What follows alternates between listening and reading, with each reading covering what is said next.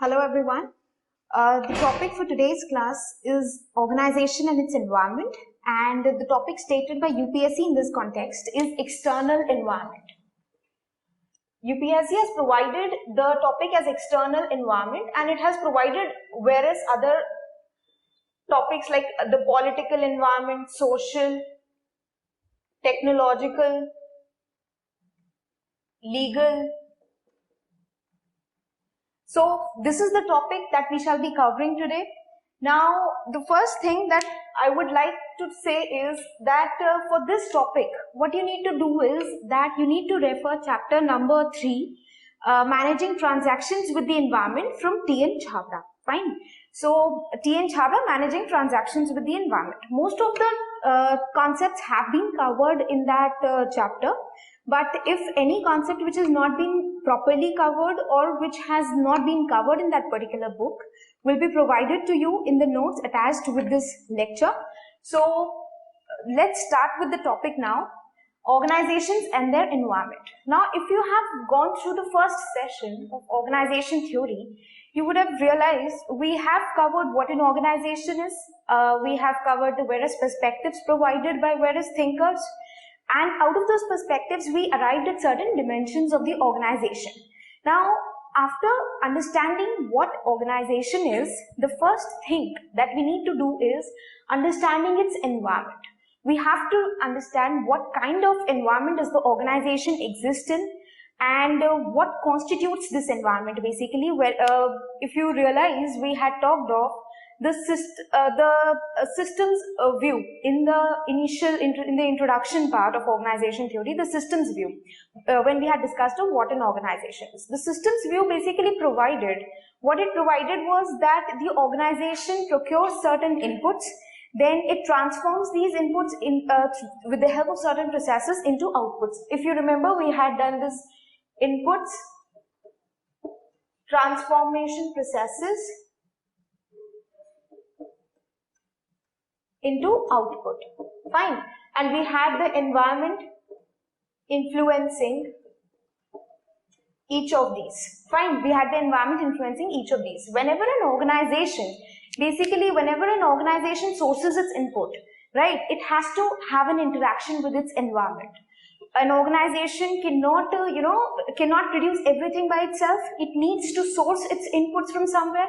We know that these inputs can be in the form of the resources, in the form of the employees, in the form of the materials, in the form of the technology. So the organization needs to source these inputs from somewhere. These inputs will be transformed into the outputs. This is what we had discussed. So here the concept of environment again comes in. This is what we have to discuss in the today's class, that what is this environment? Why is it that the organization is so much dependent on this environment? Is this environment so necessary that the organization cannot sustain itself without this environment? It is very important to have an understanding about all the aspects of this environment, what constitutes it, why is it important. Now, whether this environment leads to certain uncertainty or not, whether it poses certain problems. If yes, then how to overcome these problems, what all strategies need to be used. So we need to have a proper understanding of this, because in the first we had a knowledge of organizations and now we have to have a knowledge of environment. Fine. Now the first thing is that when we talk of environment, what constitutes this environment? Environment is basically, see, each of us has an environment around us, the surroundings or surroundings with which we interact, right? It all constitutes our environment. Similarly, every organization has an environment. If this is an organization existing, then everything that comes here is its environment, okay?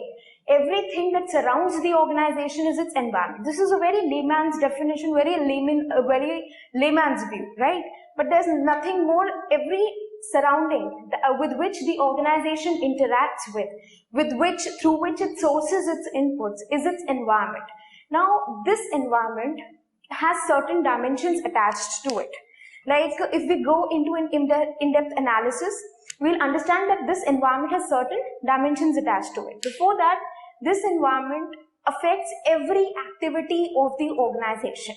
It is not that the organization can isolate itself, can exist in isolation, or maybe it can sustain every work by its own self? No. The organization has to procure certain resources from this environment. The organization activities are influenced by this environment. The people who perform these activities are sourced from this environment. So it is this environment which is very crucial for every organization. This environment affects the performance, this environment affects the resources, this environment affects the outputs, whatever the organization basically, the desired consequences. Everything is affected by this environment, by the interaction with this environment, how the organization basically takes this environment. See, the environment will exist in a way that it is same for every organization. Now, some organizations are successful and the other ones are not doing that well. Okay, they might not be that successful, or they may just be sustaining themselves in the conditions. But it is how these organizations adapt to these environments, because these organizations have to, absorb each of the external elements, consider what all changes are taking place, and it has to adapt all of those into its own structure so that it can cope up with the changes. Now, what happens is that we have seen what an environment is. There is three things involved whenever we talk of the environment. There is exchange of information, exchange of resources, and exchange of influence. We have exchange of information, exchange of resources, and exchange of influence. Whenever we talk of the environment, we have three things: that an organization depends on its environment, and in its process of depending upon the environment, in its process of interaction with the environment, there are three kinds of exchanges that take place. That is exchange of information, exchange of resources, and exchange of influence. Now, exchange of information, you can see like there are various companies, okay, giving out advertisements, giving out advertisements in the newspapers about the kind of strategies that they are pursuing. Then you have certain companies, while they issue the shares, they provide you the prospectus, and the prospectus contains various information about the company, right? So there's exchange of information. They're kind of providing information through the advertisements, through the prospectus. Then there is also the exchange of resources. See, this exchange, now this information is very important. Now, it is not that it is only the organization which is providing. The organization is also sourcing information from its environment. Okay, what all organizations exist, who are the competitors, what all strategies they are pursuing. Then it will use all of these information for decision making, for basically, correcting its strategies, for adapting its strategies to what is required to be in that particular environment. Okay, so this is what is exchange of information, that the organization provides you the information, the organization sources the information from its environment, and it changes its strategies accordingly. Then we have the exchange of resources. Now see, exchange of resources can be that the organization, what it does is that it sources its input from the external environment, that we all know, because we have seen the systems view. We have studied it in short, I agree. We shall be discussing it in detail whenever the topic comes in. But right now we know that the organization sources its input, right? It transforms these inputs into certain outputs. So this is what is, we can say that the organization, there are exchange of resources taking place. The organization is sourcing its personnel, the human element, from the external environment. The organization is sourcing its resources. The organization is sourcing the technology that it is adopting, right? Then there are many other resources also, that everything that the organization basically uses, which it is not producing by its own self, is procured from the external environment. All of it forms part of the resources, right? So there's exchange of resources taking place. It provides these outputs to the environment, right? So it is providing these outputs to the environment. Then we have the exchange of influence. Whenever we talk of the exchange of influence, now one thing that comes here is that we talk of the power dimension. Okay, now the organization, how much power does the organization possess? It depends upon how much control over the resources does the organization possess? Okay, this is one thing here, that the power dimension, the exchange of influence, how much control does the organization has over the resources in the environment. That is what determines the power of the organization, and that is what is exchange of influence here. Then these influence, one thing that the organizations control over the resources, the another thing is the kind of constraints that like the environment also offers certain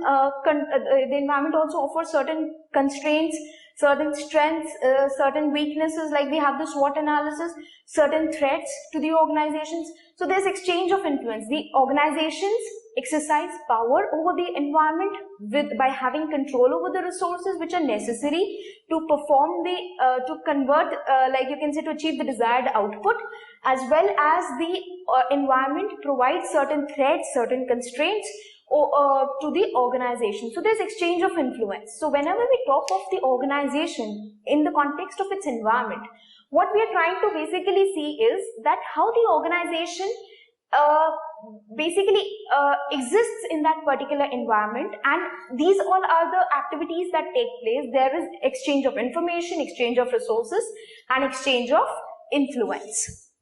Now once we have done that, what is an environment and how this environment is affecting the organization, fine. What we go on to next is that what constitutes this environment. Just talking of environment, that what is this, what is the environment, that is fine. But after having a look, we need to go into an in-depth analysis. We'll understand that the environment of an organization consists of two aspects. Okay, like this is internal environment and the external environment. When we talk of the environment, we have to focus on two dimensions, that is the internal environment and the external environment. Fine. UPSC states this topic to be a part of syllabus, and but it does not mean that we shall not understand this. It is very important to have knowledge of this as well, so that you can make use of it in your answers. Because whenever the question is asked, it is asked from a whole perspective, organization's environment. Okay, the question states most of the times the organization environment. So in that environment, the internal environment is covered equally. Fine. You have to have a mention of this as well. Now, what does this internal environment constitute? See, this is a very easy thing. When we talk of the internal environment, the first thing is that all the factors, all the processes that exist within the organization that affect the performance, the activities of the organization, the way it works, the way it sources its resources, the way it influences its environment, all the factors that exist within the organization constitute the internal environment. So the factors existing within the organization, okay. These factors exist within the organization, and here when we, now let's discuss this first completely. These are the factors existing within the organization. Now these factors, when we say that within the organization, what all are these factors? These factors can be owners, management. Owners and management, basically see, owners, management, they now considering how do they affect the internal environment. These are the people, these are the group, this is the group which basically formulates the policies, the strategies, the goal that the organization, the top level goal is the one that is basically, the goals transcend from the highest level to the lower level, if you all know. So the owners and the management frame the policies of the company. It is from the top level managers that the policies and all, they are framed, fine. So they can influence the policies, they can influence the way we work, they influence the way you perform your activities, whether the organization is basically, you know, working in a manner that is according to the laws or not. It all depends upon how the owners and the managers and the management takes it to be, fine. So owners and management affects the policies of the entire organization. They can change those policies. They have an influence, a control over these. Then we have owners, management, then we have the employees. See, this is a hierarchy. this is not something to be learned or to be mugged up, right? We know the owners, we know the management all exist within the organization. Then we have the employees. Employees also exist within the organization. Now, how do these employees affect? See, employees are the ones who are in direct performance of the activities of the organization. This is very important. It is the employee who is performing most all the tasks of the organization, right? So the employees, their way of working definitely affects the internal environment. It is these employees, if they are basically, if they are lethargic, okay, let's say if they are lethargic, if the employees of the organization are not working productively, if they are not working efficiently, then there will be wastage of resources. There will be, the organization will not be able to achieve its target, right? So achieve its goals. So this is what is the employees cater to. The way the employees perform their tasks, the way the employees work, okay, that all affects the internal environment. It is the employees, their capabilities, their capacities which can influence the working of the organization. Then we have the trade unions. Trade unions, what they do is that we all know that the trade unions are also how trade unions form. These are from amongst the members working in the organization, the employees working in the organization, okay. So these trade unions also affect the way the organization functions. These trade unions can demand certain pays, certain certain rules, laws, which the organization has to basically incorporate in its itself. So these trade unions affect the way the organizations carry out their tasks, the way the organizations basically what rules and regulations the organizations follow, what kind of working conditions the organization provides to its employees. All these can be affected by the trade unions. So the trade unions also affect the internal environment. Then we have the strategy, the culture affecting the internal environment. These all strategies and culture exist within the organization. Fine. This culture, the kind of culture, like if there is work commitment, a culture of work commitment in the organization, then definitely the employees will accomplish their tasks on time. So it depends upon all of these factors that how the organization functions.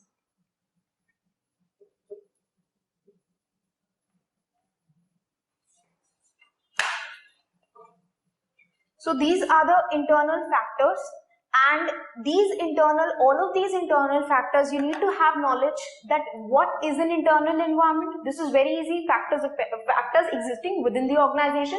These all are the constituent elements of this internal environment. They all affect the internal environment. You just need to have knowledge that how they can affect. Okay. Now let's move to the next thing, that is the external environment. Now, external environment, this is a very broad topic and we need to go in depth because the UPSC has prescribed this to be the syllabus. In the syllabus, the topic, right? Now, the questions also have been asked from this topic. Now, how does the political, social environments influence the organization's working? So, these all things. Now, external environment. When we talk of external environment, what is this external environment? The external environment are all the factors or forces existing outside the organization that affect its way of working, that affects its control over the resources, its basically that affect its influence over the environment. So these all are the external factors which affect, that exist outside the organization, and affect its way of working. Now these, because they exist outside the organization, they can be common to all of the organizations, and they can be certainly specific to certain organizations, right? They can be specific also and they can be common to all also. So let's see what this external environment is, and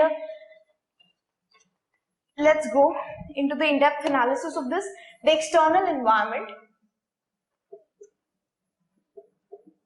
See, when we had discussed of environment, we had said that there's an internal and there's an external aspect.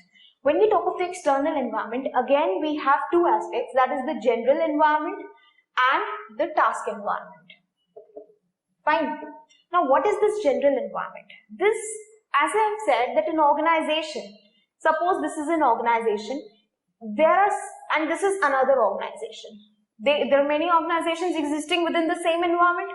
All the factors which are common to both of these organizations, all the factors which will apply to all of the organizations in that particular environment are covered under the general environment part. Then the factors which are common to only this organization, okay, and which shall not be specific to this one, are called the task environment factors. So this applies to all the organizations existing within the environment. These are the factors which are broad-based, which are non-specific. Okay, these are broad, they cover all the organizations alike. These are non-specific factors. Fine. So this is what is the general environment. Then the task environment is the factors which are specific to a particular organization. Fine. Specific to a particular organization. This is what is the task environment. Now just doing it at a superficial level will not work. What constitutes this general environment? We have seen the environment is divided into two aspects, internal and external. We've seen various constituent elements of the internal environment. Then after that, we came to external environment. We see that the external environment is divided into general environment and task environment. Now we have understood that what general is, what task is. This is broad-based, this is non-specific. It applies to all the organizations alike. If there are 10 organizations existing within the same environment, it will apply to all the organizations in the same manner. Now it depends upon which organization takes it in which manner. It is how you perceive it to be, how you adapt to that particular environment. Now, task environment will be specific one, which will apply to only those organizations, which will apply to only the specific organization. Like every organization has its own task environment. Fine. The kind of customers, the suppliers, the regulators. So this is the task environment. Now, when we talk of the general environment, there are certain other elements here as well. It has certain constituent elements attached to it.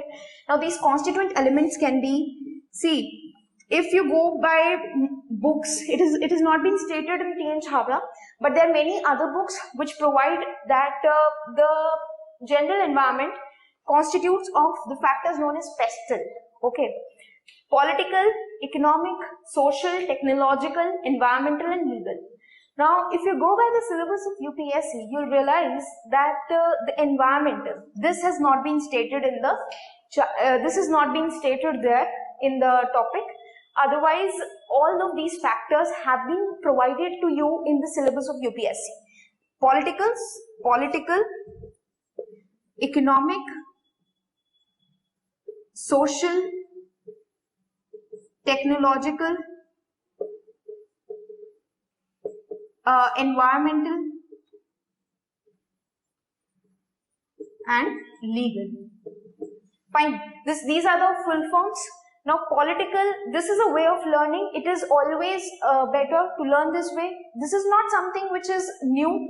Every concept, most of the concepts have these dimensions that political factors, economic factors affecting, okay. But still, this way you'll learn it even more better. It will be like kind of, you won't forget it, right? So, pestle, these are the political factors. Now, what does the political factor covers? Now, political factors is concerned with the role of government in shaping the business activity. Fine. The way the governments influence the business activity. This is very true. It is not that we all know organizations are not existing in isolation. Fine. They exist in an environment. They exist in any country. Somewhere or the other they might be existing. There might be a political government there. Fine. There might be some form of government, whether it is democracy or whichever form of government it is. It has to abide by the way the government functions. Now, there might be certain rules, regulations which the government wants the companies to follow. So, it is the way the political activity affects the business. Okay. Now, here, if we look at the example, what can be the example here? What can be the example here? The example can be political environment. The example here can be the recent example. Let's take the recent example, introduction of GST. Fine. We all know that the government has introduction of GST in India. Fine. Now we all know that the government has introduced the goods and services tax in the businesses. Fine. We have a GST. We have a taxation regime which the government has recently introduced. Now this GST has affected every business equally. Some businesses in a more manner and the other ones in a less manner. It depends upon how you take it. Now this GST, this taxation has changed the way the businesses have to, pay taxes to the government, have to basically calculate their taxes. Everything has been changed with respect to the taxation regime in the business sector. So this is what is an example which is very suitable here, the introduction of GST. The government has affected the business activity by the introduction of this, right? So this is an example. Then the another example can be the custom duty or excise duty. Fine. We all know that the government keeps revising the custom duty rates, the excise duty rates for different sectors, for maybe for the import of certain goods, for the import of certain goods from various sectors, right? We have the government keeps revising these, so the government affects these, right? So this also can be an example where the government is affecting the business activity. The government may raise the custom duty on certain products. The imports will be affected for that particular product. They will become expensive, right? So this is where the government is affecting here. Then we have the government keeps revising its tariff policies. All these factors, the way the political activity, the way the government influences the business is covered under the political environment. Fine. Then we have, after the political environment, we have the economic environment. Now, what is this economic environment cover?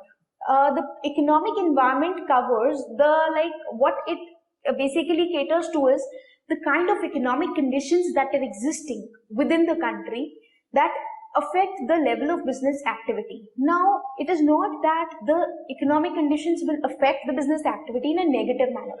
Whenever we say of political environment or any of these environment, the pestle, it is not that only in a negative manner these all conditions will be affecting the business. No, they may affect in a positive manner, they will affect in a negative manner. It all depends upon how you take it, how you adapt to it, the kind of flexibility that you have within your own organization. So after the political environment, we look at the economic environment. Fine, economic environment.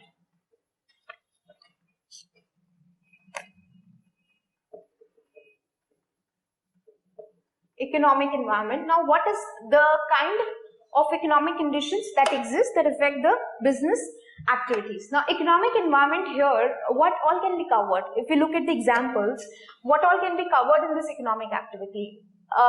You can say the inflation rates, the level of GDP in the economy, then the fiscal policies, the monetary policies, the taxation. Definitely we have covered one of the taxation aspects in the first one, that is the GST. But here also, if we look at the economic environment, the fiscal policy. Fiscal policy includes the taxes, the direct and the indirect taxes. So obviously the fiscal policies, it shall be an example here also.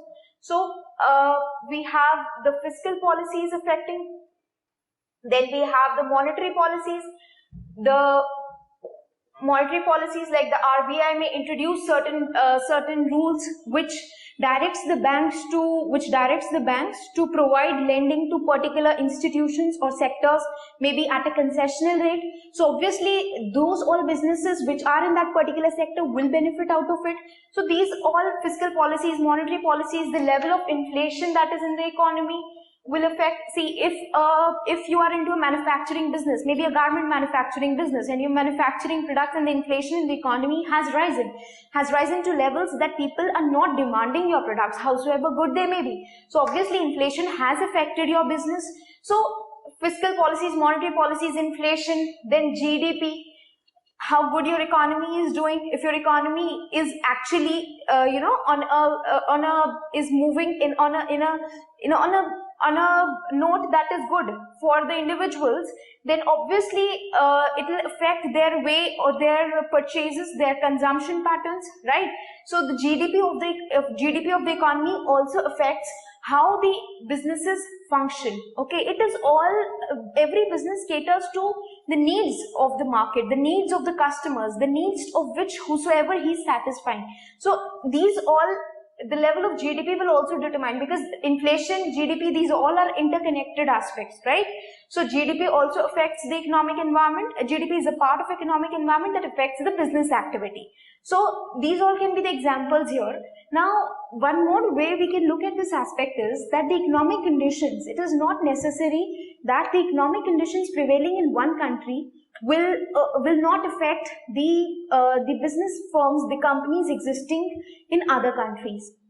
What you can see is that if you go by the books, it is stated in many of the books also, the disintegration of USSR example. Fine. This is a very apt example that when the disintegration of USSR took place, okay, the growers, the tea planters in India got affected. The tea industry in India got affected. Why? Fine. So this is a kind of disintegration of USSR, and the tea planters in India have got no connections.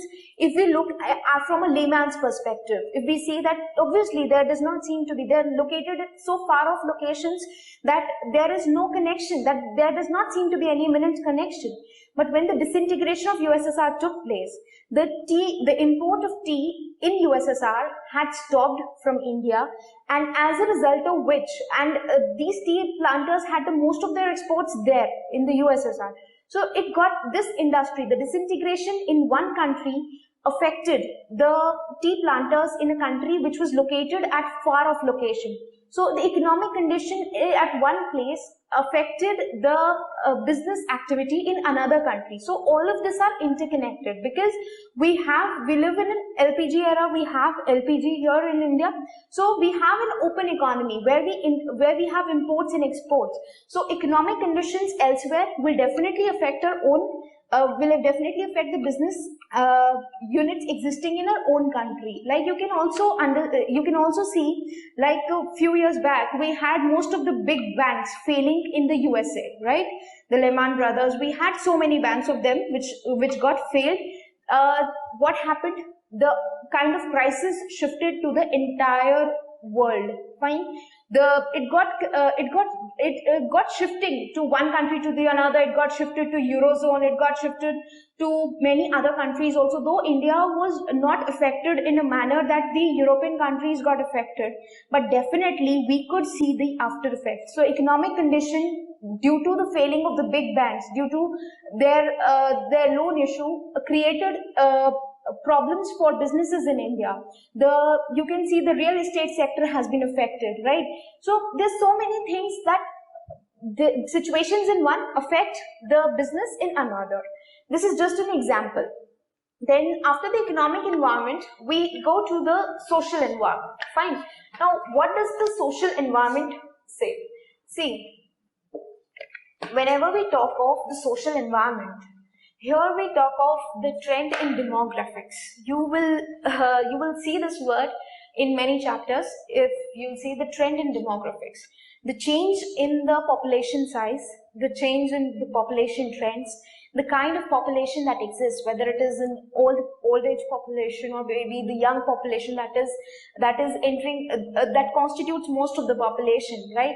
So social environment, like we have the kind of population that is ruling in China, the old population, right? In India we have the younger group dominating here.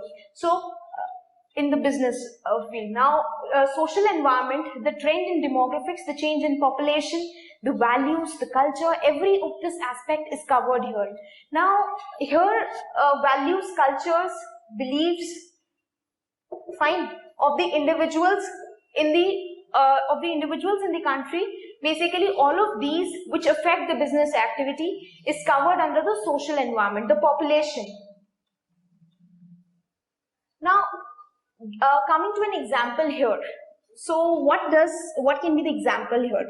Now a recent study, I would like to quote a recent study here. Recently a recent study was conducted by some individual in Japan.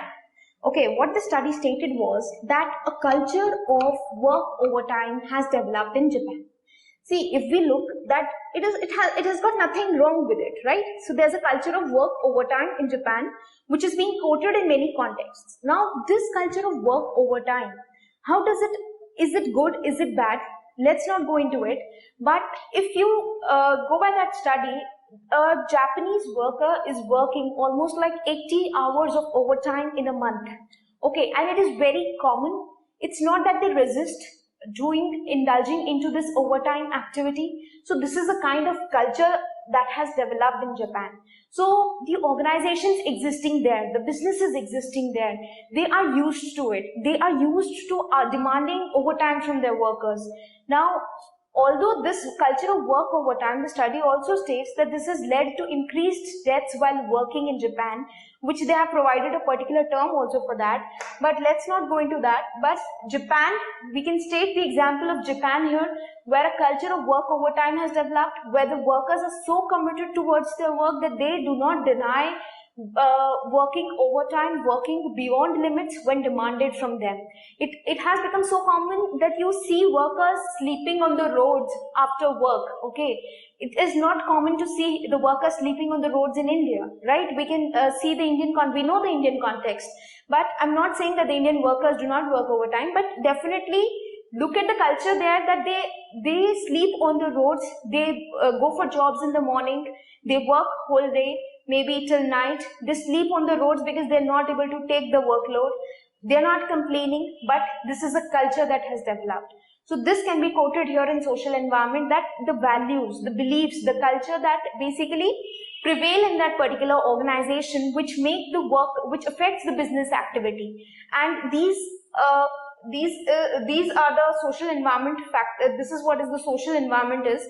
Let's go on to the technological environment.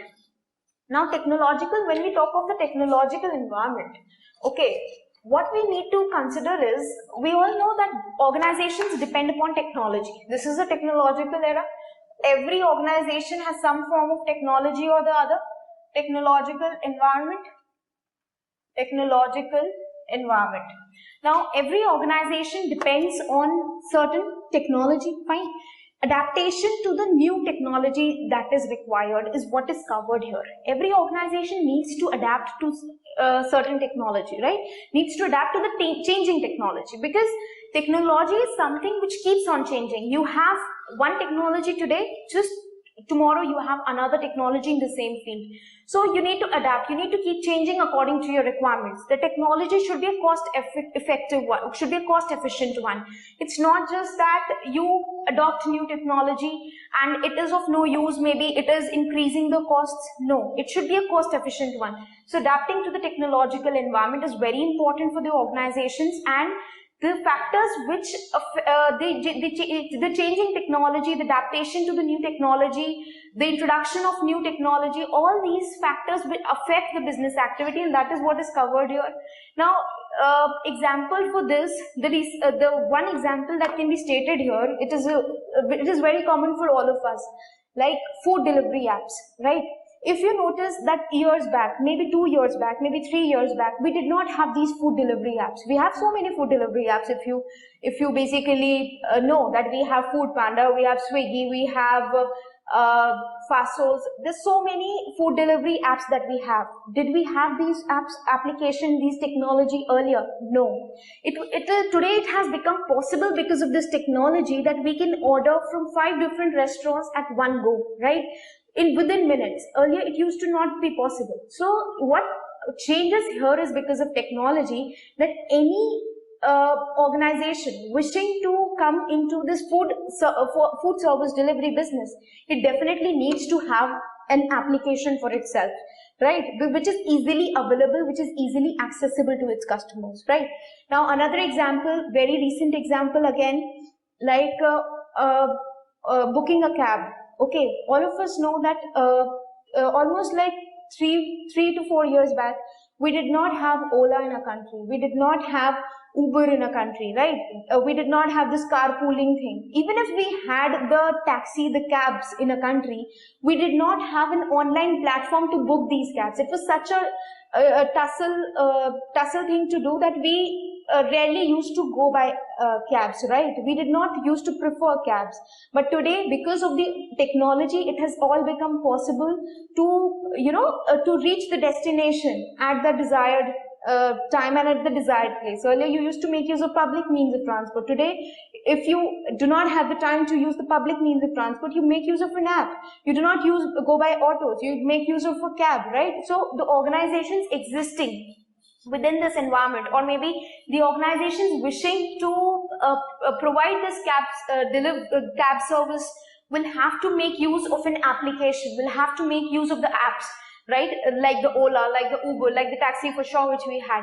So these all are the examples that there are improvement in technologies, there are new technological products being coming into the market, which every organization, if you have a particular domain and the other organizations are providing that particular aspect, that food service delivery, or maybe the online shopping apps, whatever it is, if the other organizations are providing, you have to come into that particular domain, and you have to make sure that you cater to the customer's need in that particular by making use of that particular technology. So the technological environment is also one of the very important environments, and it is rapidly changing. This constant updation. It is very turbulent also, you can say, because there's so many technology coming up.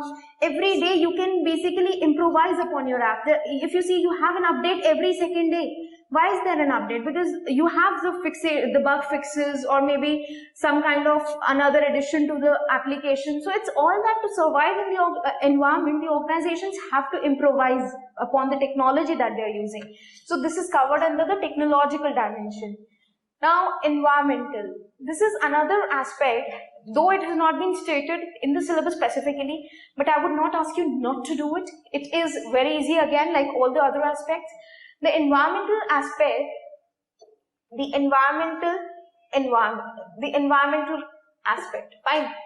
How does it affect the organizations? Now, what does it constitute basically? The environmental factors.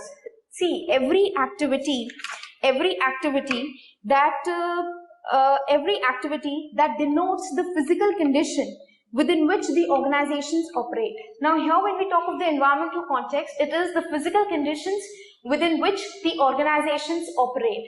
Now what happens is that every organization has a particular environment. We all know that environment, but there's also physical surrounding that exists, right? We have a physical surrounding. Similarly, the organizations have a physical surrounding, and the requirement of these physical surroundings, this physical environment, constitutes the environmental dimension, constitutes the environmental factors. Now, what all can be these? What all can be constituted here? You can see that recently the government has been emphasizing upon the use of solar energy components, right? It is providing some kind of subsidy. It is basically providing the information about the solar components, that how it is beneficial to use. So the government is kind of asking the individuals to shift to solar energy, right? It is not forcing you, but it is making you inclined towards the solar energy components. So what do the organizations, how does it affect the organization? This is just an example, okay? How does it affect the organizations? See, the organizations, obviously, when the government is asking, the government basically provides you a way that yes, it is not just necessary to rely on the thermal power or the coal produced power. We can basically also have a look at the solar energy components, right? This is also providing us power at a less cost maybe, and also in an environment friendly manner. So the organizations basically have a new opportunity out of it, right? The organizations have a new opportunity. They can basically indulge or engage themselves in producing the solar components.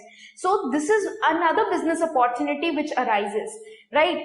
Then we also have another thing that if you realize that the government has also mandated the CSR spending by the organizations. So this again comes here, the environmental context. It can be stated here, the CSR spending. It is mandated for the companies, for the organizations to provide a certain percentage of the profits to the CSR activities, the corporate social responsibility activities. Though the corporate social responsibility covers a wide range of activities and not just the environmental, it includes the community development and all as well, but it is an environmental aspect, right? So the organizations existing, if they are earning the net profit in that particular range, then definitely they have to, they are mandated to make use of mandatory CSR spending. So all this affects the organization's activity, the way the businesses function. So this is an environmental factor. Then the next thing, another factor that we have is the legal one. Fine. What is the legal aspect? What does it say? Here what all is covered is the way the courts influence the way the organizations function. Courts, how can the courts influence the way the organizations function? What they can do is that they can ask organizations to follow certain rules, certain regulations, maybe in the form of laws. Laws can be like the government, the tribunal, the NGT recently stated, the National Green Tribunal, that the individuals having diesel cars older than 10 years shall not ply them on the Delhi roads. Like the diesel cars older than 10 years shall not be plying on the Delhi roads. This was stated by the NGT initially. So this is how it affects the businesses. Now what will happen? How does it affect the businesses? See, a ruling has been given by a tribunal. Now this ruling affects the businesses in a manner that the people have shifted. Some of the people, I'm not saying all of them, but some people have changed their mindset from diesel vehicles to maybe the petrol vehicles. They are not, they're not making use of they're not basically, diverting their resources into buying a diesel vehicle, because after 10 years you cannot ply them on the Delhi roads, right? So this is what the NGT has said. NGT's order has affected the business activity, so obviously the diesel car manufacturers will be affected by it, right? Then secondly, you can also see that the court bars employment of children below 14 years of age in the businesses, in the factories, in every establishment. So that is another legal factor. That is another way the courts have affected the way the businesses function.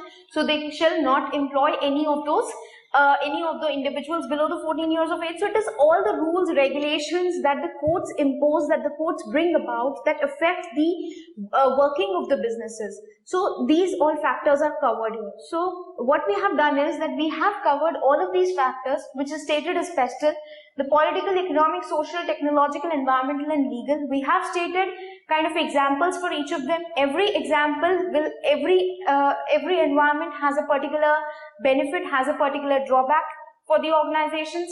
Now you need to have a knowledge of the examples here, because it is very important in answer writing that when you are asked about the political or the economic environment, you're able to provide the recent examples. Like in the political environment, we provided the GST example. In the economic environment, we have the crisis prevailing, we had the recent crisis, right? Which we have said. The disintegration of USSR also is fine, but see, this is an example which is stated in the book, mind it. It is not wrong to state it, but most of you will be writing the same example. So it's always better to improvise, to go by the recent examples, so that it's changing, and it's more marks fetching, right? We can give the examples given in the book, but it's always better to look into the news, to look into the aspects, just have a knowledge. When you consider all these aspects, frame examples for your own self. Like we have the GST, I fitted it into here. We have the social, I had gone through that particular study of the Japanese work overtime, and it got fit into that social dimension, right? The technological, we have the various apps. All these examples, the recent ones, will make it more marks fetching, okay? So these all factors need to be considered. This is all that constitutes the general environment, and have a knowledge of what general environment is, have a knowledge of these factors, how they affect the businesses. And now what we shall do is that we shall move on to the task environment. Now see, the task environment, again, when we talk of the task environment, we shall see that there are certain constituent elements like we had in the internal environment. Fine. we have the task environment. What does this task environment constitute? This task environment is something which is specific to a particular organization and which shall apply to that particular organization. Now, this is like, what can it include? It can include the customers. It can include the suppliers of raw materials, of products, of the resources that the organization needs. It can include the regulators. The regulators can be in the form of Federation of Indian Chambers of Commerce and Industry. Then this is just an example, not the only one. Customers, suppliers, regulators. Then we have the partners. All these basically constitute the task environment. Now these are specific and they directly affect the organization. Fine. Now competitors. This is another one. These all five constituent elements constitute the task environment. Now let's go into it, that how do they affect. Now see, whenever an organization exists in an environment, obviously, when an organization exists into an environment, it has other organizations also existing in the same environment. If an organization is into the business of steel manufacturing, then obviously there might be other companies as well who are manufacturing steel, right? These all companies will be the competitors amongst themselves. Fine. So these competitors, how do they affect? See, every company has a certain market share involved in the market. Okay, there are certain, like you have the Colgate. Okay, there's so many out of this population of 128 crores. We have so many people who might be making use of Colgate only. They might not shift to any other brand. Fine. So this is the market share which the company has already captured, who will not shift to the other brand whatsoever. Fine. But there might be others who may shift to the other depending upon maybe the change in the tastes, maybe they want something new. So this is how there is a change. When there's a change in the tastes, there can be an increase in the market share also of the other companies. So there is an existing market share and there is a market share which can be increased. This is all what is covered in the competitors aspect. Every company is competing with the another one to sustain the market share that it has and to increase its market share. Fine. Because market is something you need to have customers. You can take those customers from you can take those customers from the other companies by providing products which are more affordable, which are better in quality, maybe cost effective. Right. So this is what is the role of competitors here. Now example here can be, the recent example that comes here can be the case of Reliance Jio. Reliance Jio provided, it got a competitive advantage by introducing Volt technology. In India, no other company had issued it. It is the Reliance Jio which has issued the Volt technology. Fine. This is what is, it has achieved the competitive advantage by introducing this. Now what does other companies do in response to this? Every one of you might be using a cell phone, most of you. Now when you see that there are various other companies, be it Airtel, be it Vodafone, they're providing you plans which they had never provided you before, right? So why are they providing? To basically to sustain their market shares, which we have talked of. So what the Airtel does is here that we can see that the Airtel recently launched a family plan, right? If you have 5 family members, you can have a plan for yourself and the call rates will be low, maybe whatever they were providing the tariff of. So it provided a family plan, which it did not provide, or which it did not advertise before with that much enthusiasm, right? Why? Because it does not want its subscribers to shift to Reliance Jio.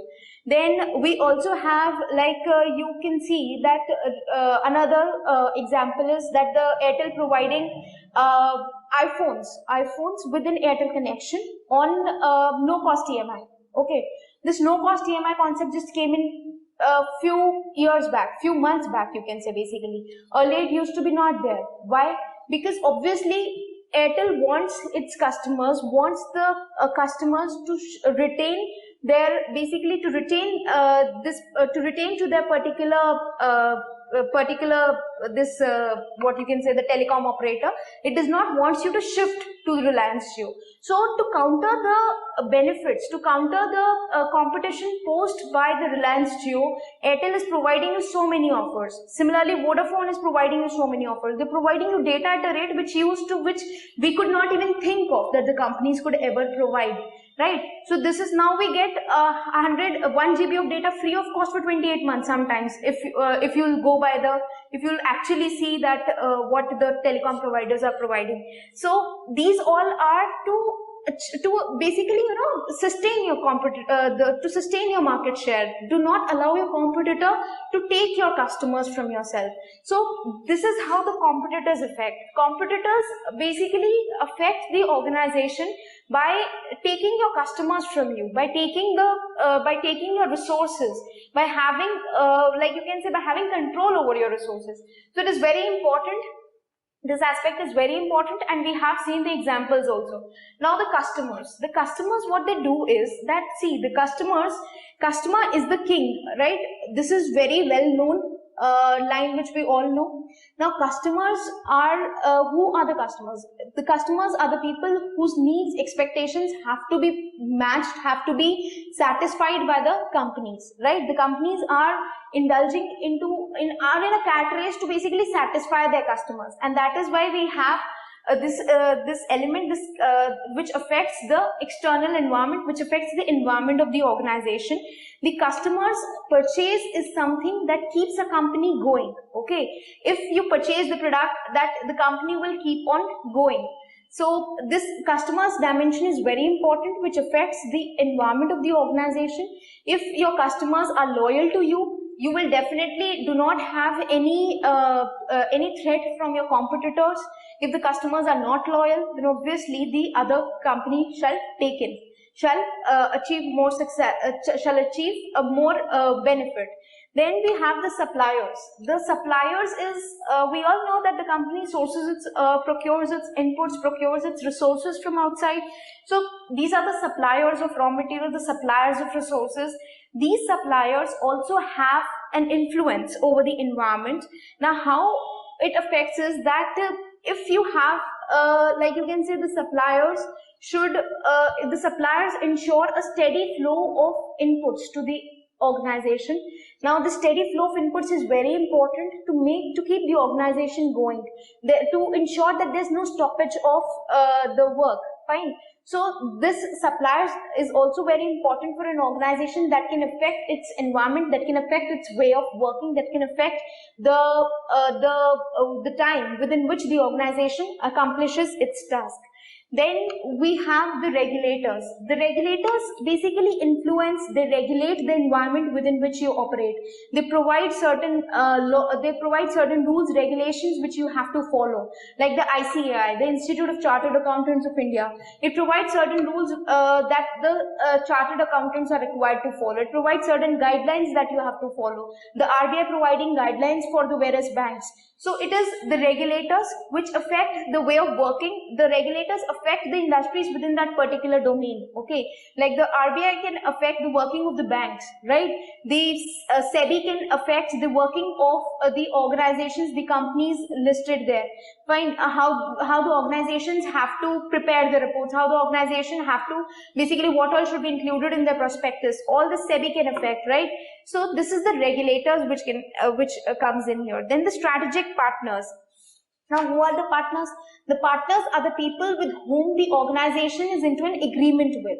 This basically is very important here. The partners influence the organizational activities and their way of working. Okay, you enter into an agreement with maybe you enter into a joint venture, you maybe enter into a merger, you have certain partners, and their way of working will influence your way of working.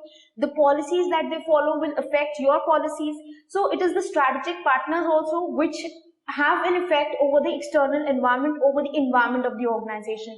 So these all factors constitute the task environment. Like we had the factors in the internal environment, we have these factors in the task environment which affect the external environment directly, and they're specific to a firm. They are not that, see, the competitors of maybe Mahindra tractors, okay, will be Escort, okay, will be the companies which are engaged in that tractor manufacturing business. So this is what is the competitors. So it is not that Colgate will have, okay, Colgate, the company manufacturing Colgate will have certain kind of competition from a company manufacturing cars. No. So it is the domain, the respective domain. All the companies existing within that particular domain, they are competitors, and they should affect each other's activities, the kind of market share, how much market share you have, how to increase that market share. Obviously, you have to take in the customers from your competitor, and this is how to achieve competitive advantage. Then we have the customers specific to a particular company, to a particular product, the company is manufacturing, the suppliers. Every organization sources its input. These inputs are different depending upon what you are manufacturing, what kind of service, what kind of output you intend to provide, right? So the suppliers also differ. Then the regulators, obviously, if you are a chartered accountant, ICAI will be a regulator. If you are a company basically having a business, if you are an organization having a business or a company issuing shares, then your regulator will be SEBI. There may be many other regulators also controlling you. It's not just only one regulator. Then the partners, obviously the partners will be different depending from company to company, who all constitute your partners. So these all factors affect the task environment. Now we have seen what an internal environment is, what an external environment is, the factors in the external environment, the general environment. Then we have seen the factors in the task environment. Now these all factors, we need to have knowledge of all of these. UPSC has asked questions out of the constituent elements of the general environment, which are common to all the organizations alike. The pestle, which we had said, political, economic, social, technological, environmental, and legal.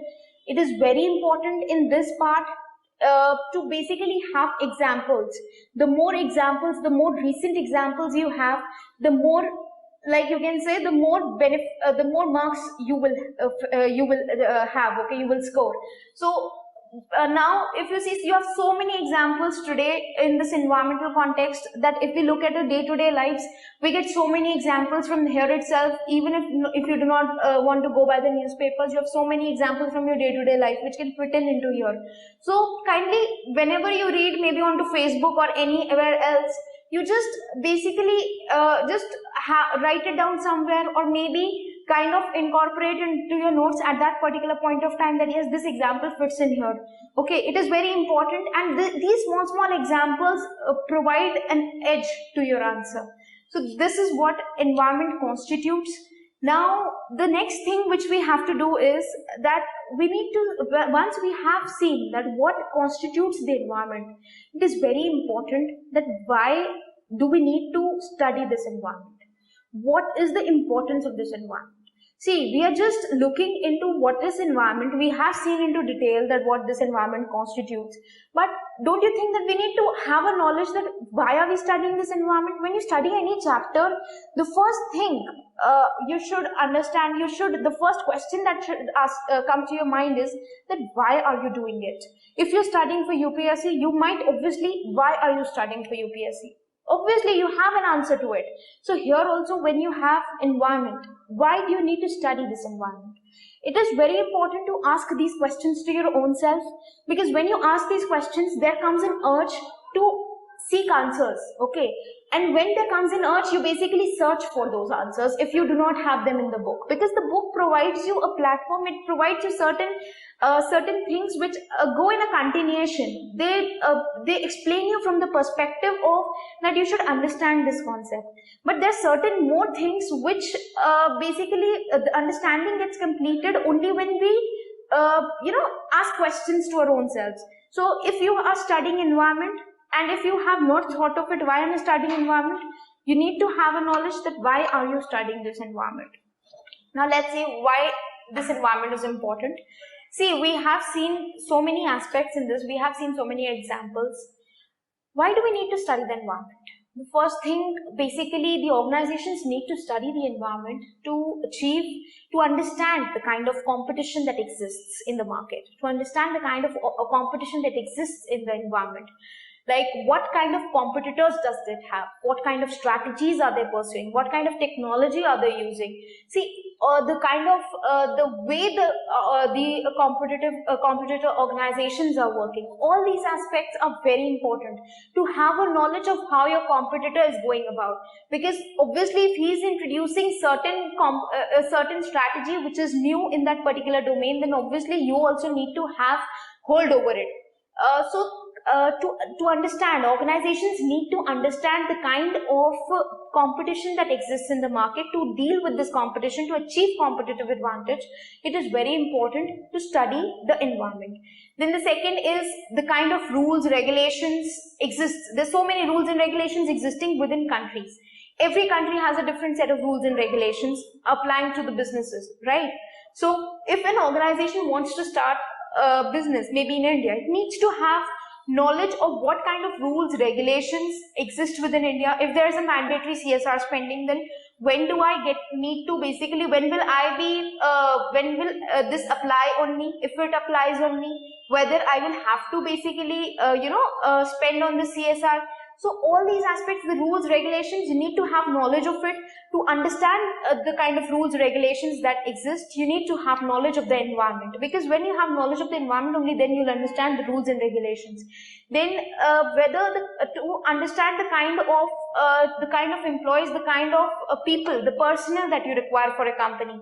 This understanding can come in only while you study your environment. If the environment is a stable one, there's no changes, there are no, like you can say, it is kind of just moving in a particular fashion, there is no uncertainty involved, the laws, rules, regulations, they remain the same, there is no kind of uncertainty, then definitely, obviously it will affect your activities, and you need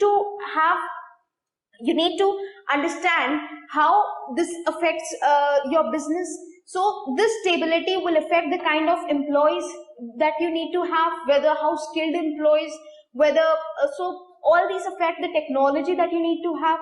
Then another thing that comes here is that why you need to study the environment is to understand the technological advances that are taking place. Now, see, just keeping your doors closed to the technological inventions, to maybe what your competitors are doing, you will never understand, you will never have hold of every advancement that is taking place in the market. You get to know, most of the times you get to know that yes, this new technology is coming because your competitors are maybe have had it, or maybe if you are looking into the market, that yes, this new technology is being developed and I shall make use of this technology, right? So all these things, the kind of technological invention, the kind of technological innovation, the kind of technological adaptation that you require, all of this requires understanding your environment. Because if you do not have control, if you do not have knowledge of your environment, why will you basically adapt those things? Like maybe if a company wants to get into a cab business, okay, but it does not it does not creates an application, an app for it, fine. Will it sustain in this environment? No, it will not sustain, because this the cab business has been successful because of the smartphones, because of the application, because of the internet, that it is now easily available to individuals, and the kind of every individual, every customer, most of them in the market, you will see even the rickshawalas, even the vendors selling fruits, or someone, they also have a knowledge of how to operate a smartphone. So these all factors affect, I'm not saying that they will make use of a cab, but obviously these all factors also affect that yes, the customers have knowledge of the smartphones, the way the smartphones operate, the way the technology is being used. So obviously you can introduce the product according to their needs as well. Fine. Then, considering all these factors, you need to have knowledge of the environment. You need to have what kind of environment does exist in your vicinity. You need to see that how it gets affected. You need to see how your competitors are working. You need to see how your resources are being procured. Everything, every organizational function is affected by the environment. Hence, we need to have a knowledge of this environment. Fine. So this is another aspect that why we need to study the environment. Now, once we have seen that what constitutes the environment, why do we need to study this environment, we need to look at various perspectives, various dimensions given by the various thinkers. There are many people who have provided certain dimensions, certain this kind of environments that the organizations can exist into.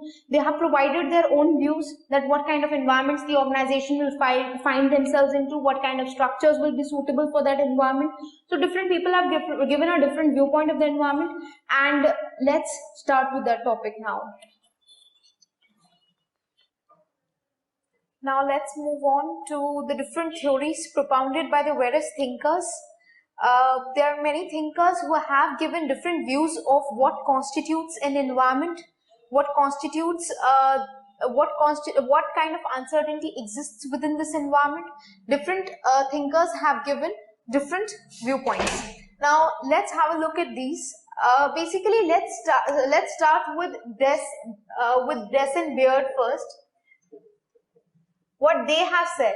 See, this has been stated in TN Chhabra, so it is very much there. So kindly read it from there as well. But let's have a look at what they have said. Des and Beard have given three dimensions of the environment, which determine the level of uncertainty that exists within the environment. So they have given different dimensions of the environment. What they have said is what kind of environment exists. They have given three dimensions on the basis of capacity, on the basis of complexity, and on the basis of volatility. Fine.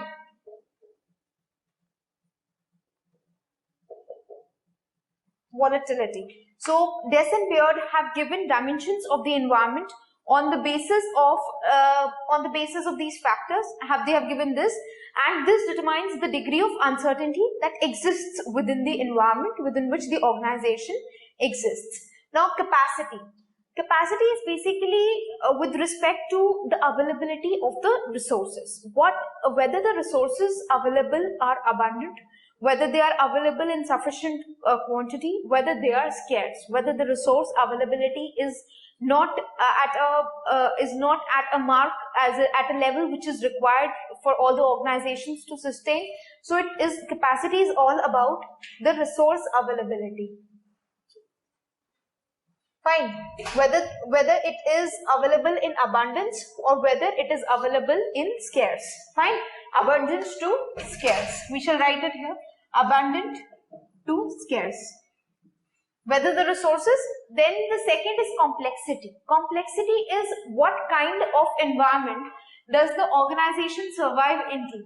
Whether the environment is a simple one, whether the environment is a complex one.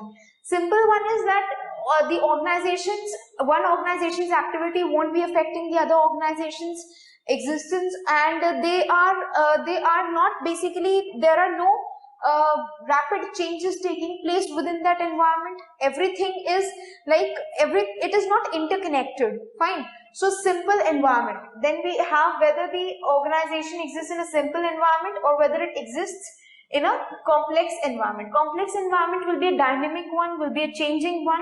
There are rapid changes taking place, new rules, new regulations, or maybe new technologies, new changes. These changes can be unexpected as well. There is interconnectedness. One organization's activities can affect the other organization's way of working. So this is what they have said with respect to the complexity dimension. Then we have the volatility. Volatility is whether the organizations exist in a stable environment or whether they exist in a dynamic environment. Fine. Whether the organizations exist within a stable environment or whether they exist within a dynamic environment is what is covered under the volatility dimension. So Des and Beard have given the three dimensions of environment on the basis of the uncertainty existing. These are the three dimensions: capacity, complexity, volatility. Capacity relates to the resource availability, whether the resources are abundant or in scarce. Then complexity relates to whether the structures are simple or complex. whether the volatility, then whether it is a stable, whether the organization exists in a stable environment or in a dynamic environment. Here the complexity and simplicity is with respect to the interconnectedness of the organizations and how each other's activities can affect one another. So this is what they have given. Now what they have said, another thing that they have said, apart from providing the certain dimensions that exist, what they have said is that organizations having abundant resource availability or abundant resource accessibility, then existing in a simple environment, having stable, like you can say, existing in a stable environment, having simple structures, these all organizations, what kind of structures basically will suit them? What kind of organizational structure should be followed by these organizations? Descent here, they have also provided that these organizations should follow mechanistic structure. Fine. If you notice, if you have gone by the first session of organization, the nature and concept of organizations, we had talked of this mechanistic structure there. We had said that we had involved Weber, Fayol, Taylor, that rigid rules, regulations. So organizations having a formalized setup, and there are certain rules without which you cannot do away with. That was all covered in the mechanistic structure. So organizations having abundant resource availability, simple and simple environments, then stable environments. These all organizations can have a mechanistic structure where there is enough formalization involved. There is a hierarchy. There is a hierarchy that is to be followed, and it cannot be overlooked or it cannot be ignored. Right now, here scarce, complex, and dynamic. We will come to this aspect, that why. Scarce, complex, and dynamic. The scarce resources are not in abundance. You need to use the resources efficiently, properly. Then obviously when the resources are scarce, different organizations are competing for those resources. So you need to have a competitive advantage. You need to procure those sources before your competitor procures it, and you need to use them efficiently. Then complexity is involved, and they exist in dynamic environment. There is a new technological changes taking place. There's a lot of adaptation that is required. There are changes, there are new rules, regulations. Then there is so much of uncertainty involved when we talk of a dynamic, because what all changes will take place in the environment, it cannot be fully predicted. You can predict to some extent, but you cannot fully predict it. So this kind of environment, the organizations facing all these kind of environment uncertainties, what happens is that they should have organic structures. Fine, they should have organic structures. Now what we have is that why should they have organic structures? We will talk of what mechanistic and organic is in detail, but why should these organizations have organic structures?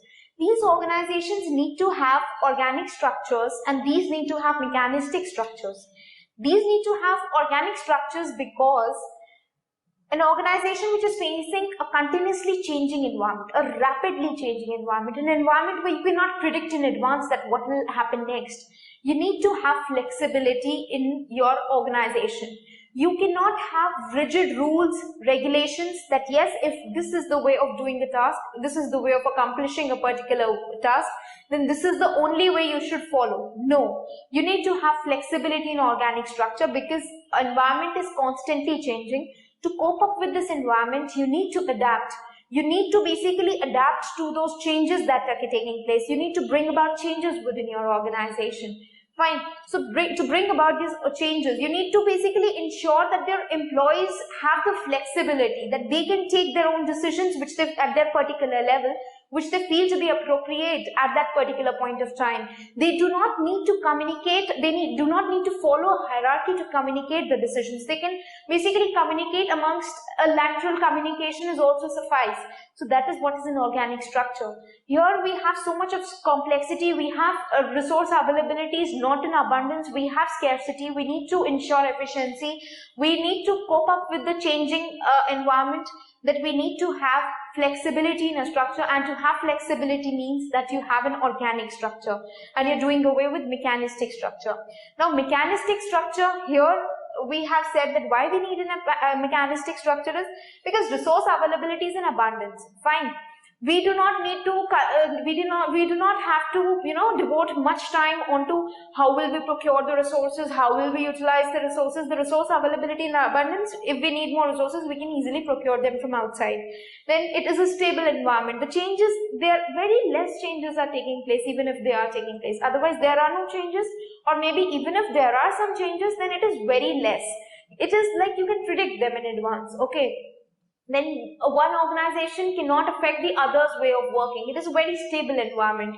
So rigid rules, regulations, the formalized hierarchy, because there's no urgency to break the rules, break the regulations, break the hierarchy. You have so much prediction, you have so much of consistency here that you can follow the rules, regulations, the hierarchy, the centralization that is involved in the mechanistic structure, because you do not need any flexibility here to cope up with the environment. You do not need any flexibility to exist within that environment, that you can follow a mechanistic structure. This is the reason, this is what Des and Beard have stated. He has given 3 dimensions with respect to the capacity, complexity and volatility, which determine the degree of uncertainty existing within that particular environment. Then after providing these with respect to all these dimensions, he has said that mechanistic structure for abundant, for this kind of organization having access to this kind of dimension, and an organization facing these factors will have to have an organic structure. This is what Des and Beard have stated. Now you need to have knowledge of each and every aspect that they have provided. How you will use them depends upon the question that has been asked to you. Fine. So obviously it won't be asked directly that Des and Beard, what has Des and Beard stated? No, it won't be asked directly. But if at all they have asked, then maybe they can ask you on these dimensions, that why an organization having access to abundant resources, having a stable structure, needs to follow mechanistic structure. Why not the organic structure? So kind of this is very simple also. So have just a knowledge of what they have said. The second one, what we shall go is that we have seen, if you go by T.N. Chhabra, the second one that has been stated, another one, I don't know second or what, the another one that has been stated is by Weber. This is not the Weber of bureaucracy, this is Ross Weber, this is another Weber, and he has stated that there are 3 kinds of environment: stable, changing and turbulent. Okay, he has said that there are 3 kinds of environment: stable, changing and turbulent. He has provided another way, another look at the what kind of environment exists. Now see, stable environment. Stable environment, what he said is that this environment is something which changes are not taking place. Or you may say, if changes are taking place, they are at a very slow pace that do not affect your existence, that do not affect the way you function. There's no technological innovation that is taking place. Okay, so stable environment, you can predict in advance what next. Okay, your existence is not threatened in any manner. So it is a stable environment. You keep on working the way you're working. There is a particular flow and that flow does not change. Fine, stable environment. This is very simple. Then changing is, innovation is continuous. Okay? Like if you have certain kind of change, if you have a certain kind of rules, a new rule is being formed. Maybe if you see the lawyers field, a new law comes in. Lawyers will not get into surprise how come a new law is introduced.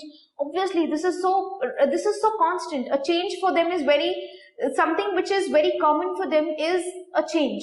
So there are fields in which the changes keep taking place. Innovation is continuous, and you need not come by surprise how come this change took place. So this is what is changing, in which there is no new thing involved, that it is common. Turbulent. This is another one important dimension. You can easily answer all of them, what all do they constitute, but turbulent. Environments, there are certain environments which are very turbulent. One such environment can be the smartphone industry. You buy a cell phone today, tomorrow, day after, or maybe after a month. If you want to buy the cell phone of the same company, after a week also, there are instances where you have new cell phones being launched. After months, you have new cell phones being launched. So turbulent industry where you need to incorporate so much new rapid innovation taking place, rapid technological changes taking place. You cannot predict. It is very difficult to predict that what next will come in. Okay, there are so many changes taking place that this creates turbulence in the environment. Now this turbulence can be attributed to the technological changes. This turbulence can be attributed to the changes in the tastes, the needs of the customers, the way they perceive, the kind of products that they demand from the organization. So turbulent. Then another can be the change in the competition, the kind of competition that exists. Now, Reliance Jio created a turbulent market for, you can say, what is it, for the cell phone, for the telecom industry, right? So earlier the companies were going in a pace that suited their needs. It was just a few telecom service providers were competing amongst themselves. They were providing the same thing. But when Reliance Jio came in, they provided the Volt. The same example used, Volt. Now this Volt, no one has introduced it in India apart from Reliance Jio. So this Volt, what did it benefit?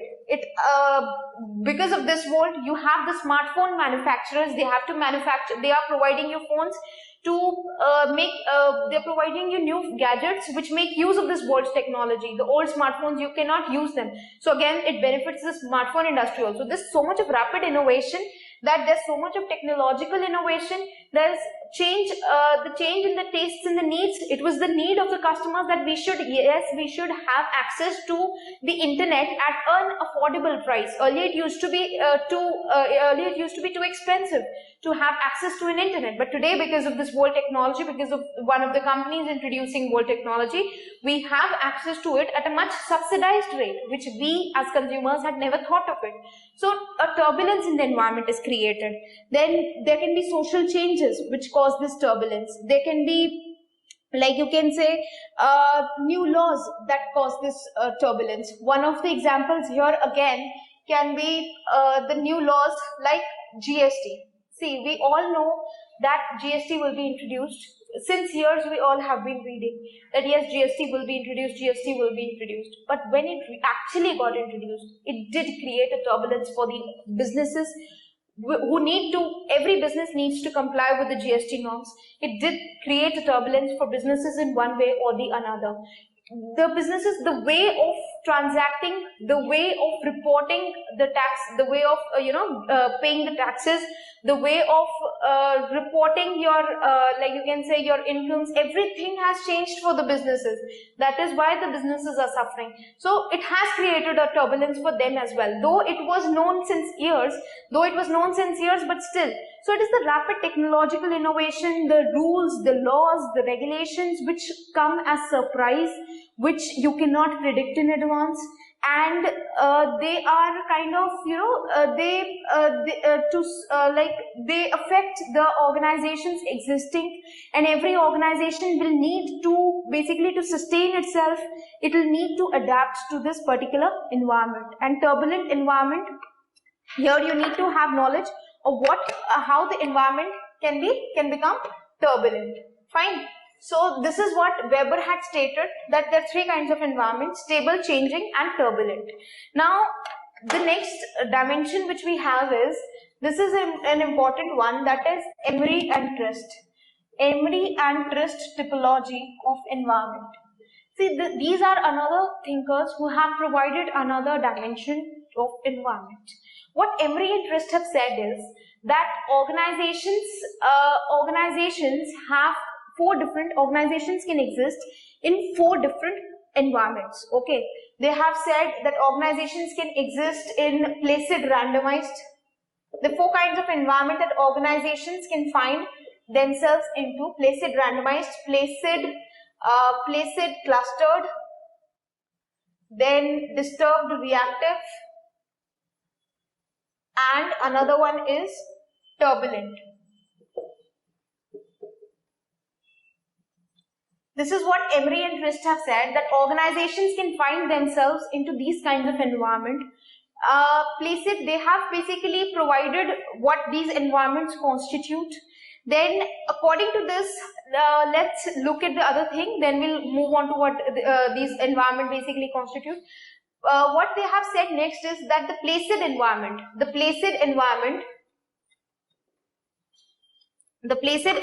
what they have said next is that the placid environment, the kind of structures that organizations should follow in placid environments is the mechanistic one.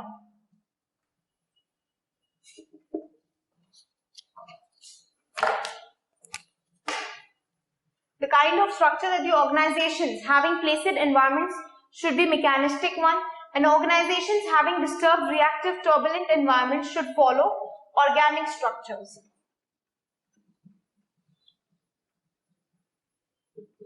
So this is what Emery and Trist have said. What it is written in the books as Emery and Trist's Topology of Environments. Why typology? Because they have basically provided you certain 4 environments which they say that the organizations can find themselves into these particular environments. They place the organizations on basically what they say is that if you have a continuum, then from stable routine to changing dynamic. Okay, they place the organizations on a continuum from stable routine to changing dynamic. This is a stable one, placid. We have placid. The meaning of placid is also stable one. Then disturbed, reactive, turbulent, a dynamic, a changing one. So as you move here, the complexity involved increases. There is instability. The instability also increases as you move from 1 to 4. Fine. They have said placid ke liye you need to have a mechanistic structure.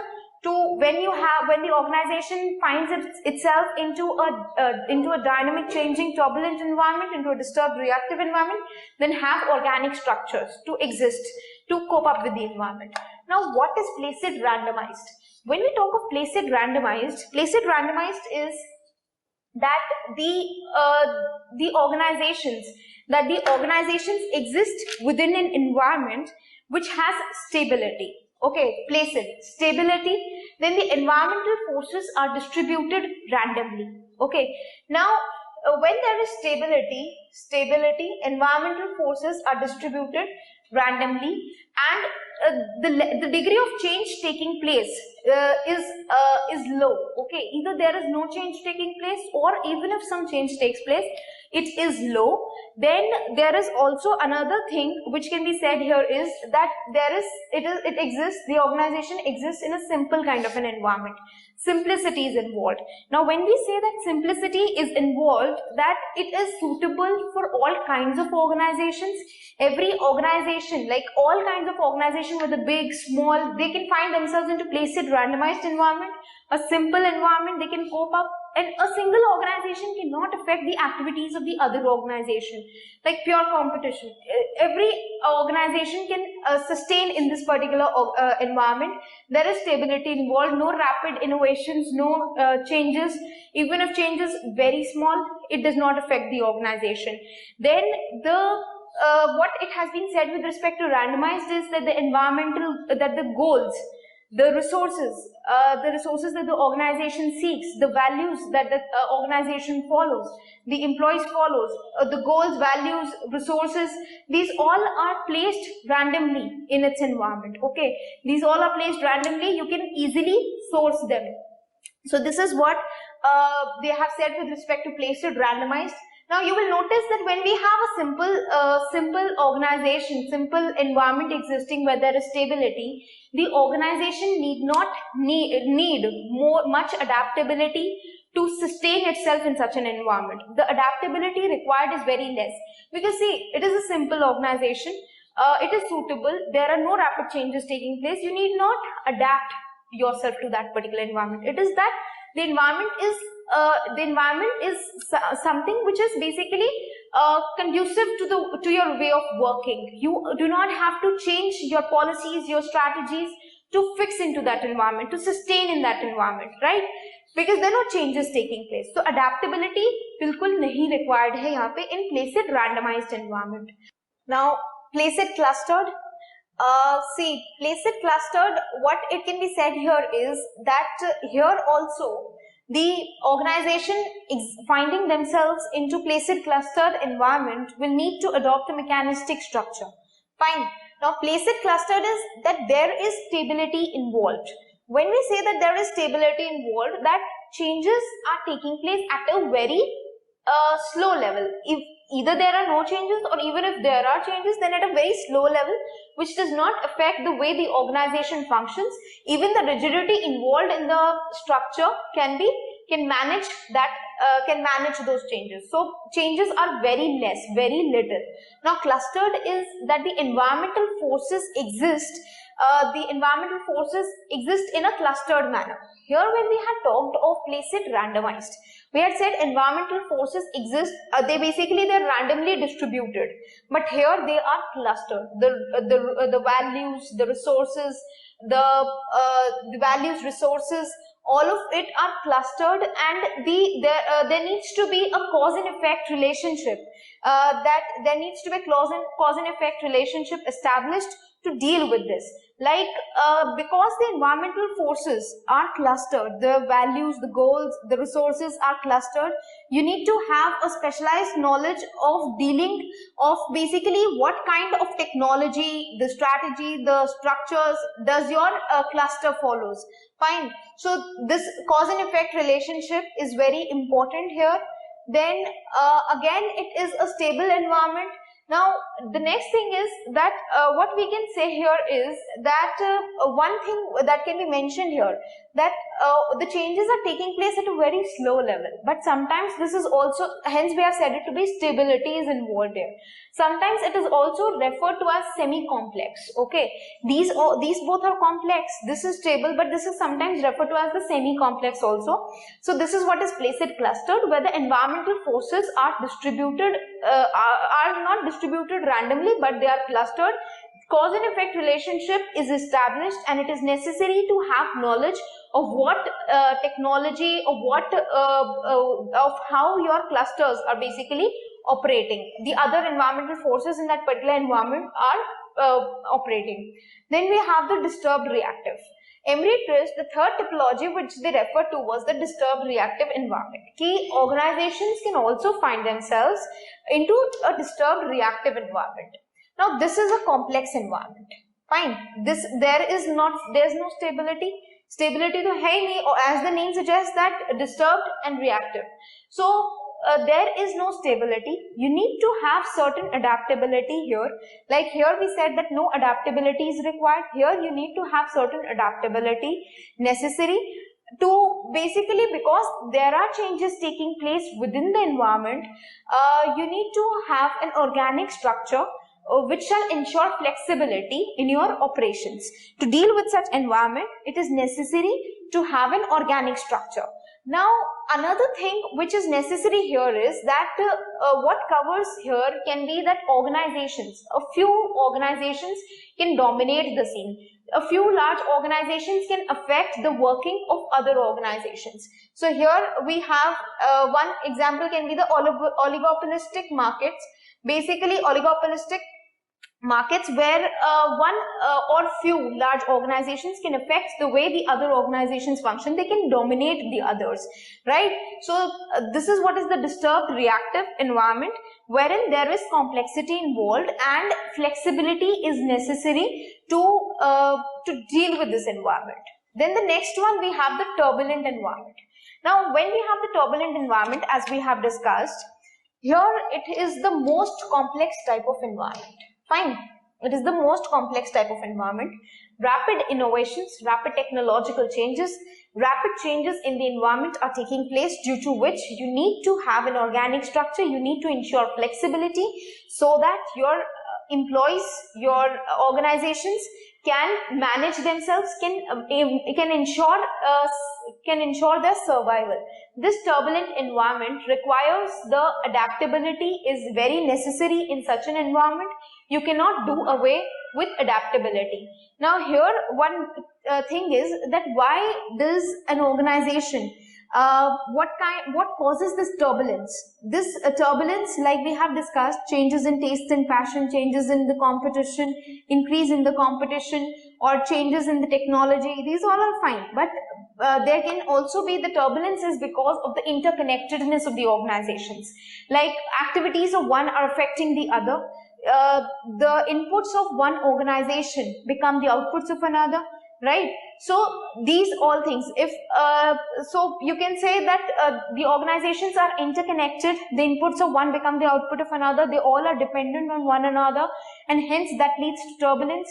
Then the organizational control over the resources, their degree of power over the resources also causes them to exist into such environment. Then increased research and development is also a cause for this turbulence. Because of increased research and development, there's so many new technologies coming up that it creates a turbulent environment. New technologies, you need to cope up with these you need to basically adapt, you need to introduce them into your way of functioning, and hence a turbulent environment, because you need to constantly change, and sometimes these changes are continuous, these changes are unpredictable. Now, after stating these four environments in which the organizations might find themselves into, the embryonist, what they said was that placer organizations should follow mechanistic structure, and disturbed, reactive and turbulent organizations should have organic structure. Mechanistic structure, because these organizations do not need any kind of flexibility. They can do with their rigid rules, they can do with the hierarchy, they can follow that formalized setup. But here, to cope up with the environment, to cope up with the changes, you need to have flexibility, you need to have certain flexibility in your way of functioning. You need to provide certain freedom to your employees to function the way they want, because you cannot be following a hierarchy to communicating your decisions. It can be a lateral communication is very much desirable in such structures which change which exist into environment which change frequently. So after this, we have, after embryonist, the next thing is Burns and Stoker. The next perspective provided is by Burns and Stoker. What Burns and Stoker have said, Burns and Stoker. This is also again very important. Burns and Stoker have provided the contingency view of the contingency theory, wherein what they say is that an organization cannot, organizations cannot look at achieving the best structure, that yes, we shall have this particular structure as the best one that fits us into all scenarios. What Burns and Stoker state is that there is no best universal structure that fits all the organizations at the same time. Fine. If you say that this is the structure which will basically exist for me in every scenario, whether it is stable, whether it is dynamic, whether it is changing, whether it is not changing, so this structure shall suit me in every manner, this is false. What they say is that organizations find themselves into different environments. When they find themselves into different environments, there are different structures which shall suit them in that particular environment. Now, we have been talking of mechanistic and organic structures, right? Burns and Stoker have provided that organizations shall follow mechanistic structure or organic structure depending upon the kind of environment that they find themselves into. Fine. They have provided two kinds of structures that the organizations can follow depending upon the kind of environment that the organizations are into. An organization existing in a stable environment, like we had discussed, where their resource availability is abundant, where there's no complexity involved, where the complexity is less, shall have a mechanistic structure. An organization existing in an environment which is constantly changing, which basically requires flexibility, in which their scarcity of the resources is shall have an organic structure. Similarly, we had a turbulent organic, right? So this is what Burns and Stoker have provided us, two structures wherein the organizations can follow depending upon the kind of environment they exist into. Now see, what they have said with respect to these structures is that here this mechanistic structure, there is rigidity involved. Fine, there is rigidity involved. Then apart from this rigidity, there is a hierarchy that needs to be followed. Hierarchy. Then there is a centralized setup. Fine, there are rules, regulations.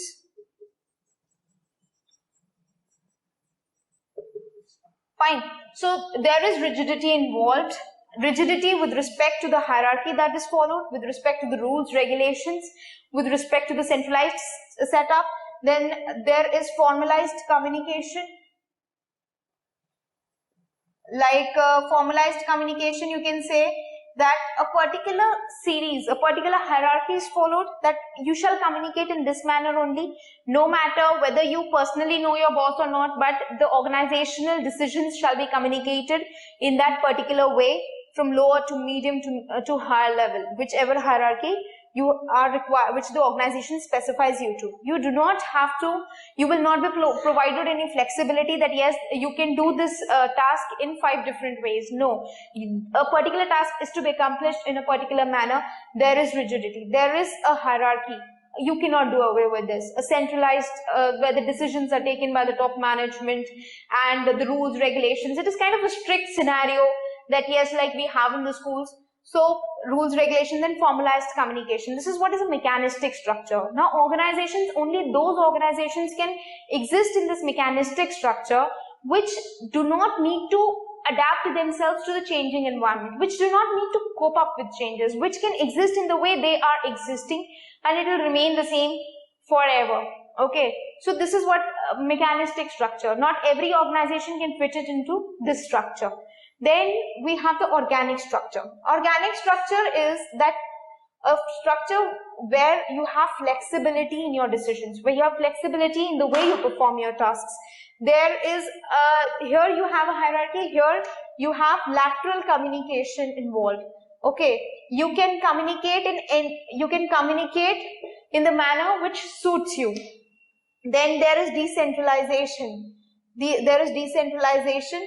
Then another thing is that there is flexibility, lateral communication, decentralization. Then it is an informal, you can say to some level an informal setup which allows you to cope up with the changes. Fine.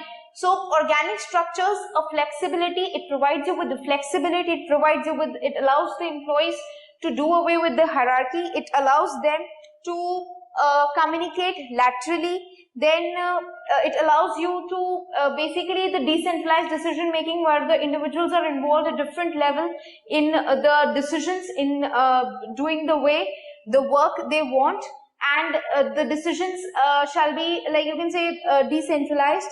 Then we have flow of communications at all levels in the organization. It is not just the vertical communication that is being emphasized, even the lateral communication has a role to play here. Then what comes here is that the kind of environment that is suitable here will be an uncertain, dynamic, changing environment. Fine. Dynamic, changing environment.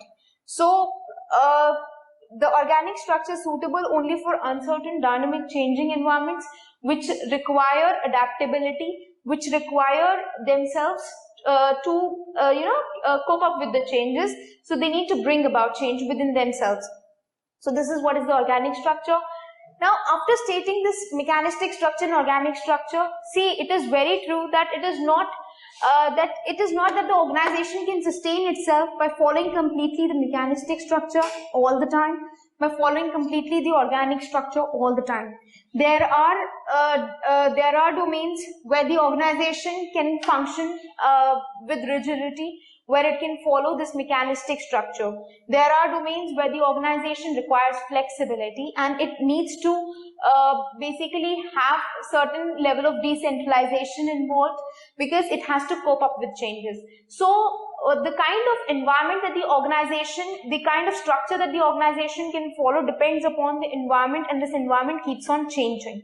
An organization cannot always be existing in a stable environment, and it is also not true that the organization will always find itself in every domain into a changing environment. There are certain domains in every organization which have stability involved, and there might be certain domain which has a continuous level of changes taking place. So it depends upon where you stand, that which structure you need to adopt.